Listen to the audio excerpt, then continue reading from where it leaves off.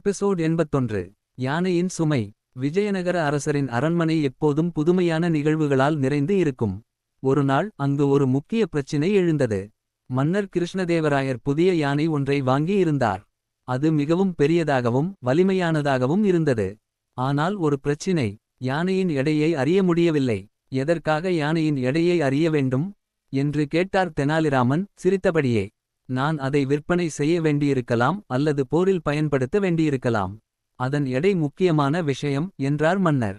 அரண்மனை நிபுணர்கள் பலரும் எடையை கணக்கிட பல வழிகளை சொன்னார்கள். ஆனால் யாரிடமும் சரியான வழி கிடைக்கவில்லை. யானையை தராசில் நிறுத்த முடியாது, பெரிய தராசும் இல்லை. மற்ற வழிகளும் செயல்படாதவையாக இருந்தன.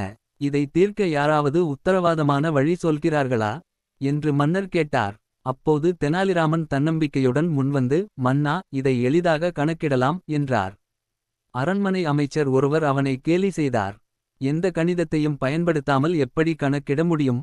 கணிதம் தேவைதான், ஆனால் அதற்காக தராசை தேட வேண்டிய அவசியமில்லை என்று சிரித்தார் தெனாலிராமன். தெனாலியின் புத்திசாலித்தனம்.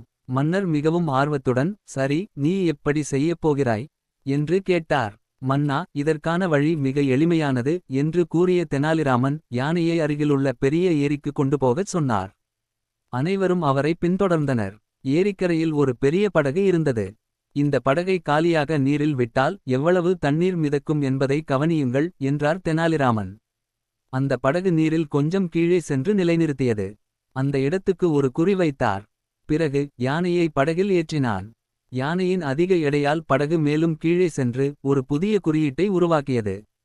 இப்போது யானையை கீழே இறக்குங்கள் என்றார் தெனாலிராமன். அனைவரும் ஆச்சரியத்துடன் பார்த்து கொண்டிருந்தார்கள். இப்போது இந்த படகை எவ்வளவு எடையுள்ள கற்களை வைத்து அதே அளவுக்கு நீரில் செல்ல வைக்கிறோமோ அதனை கணக்கிட்டு யானையின் எடையை எளிதாக அறியலாம் என்றார் தெனாலிராமன்.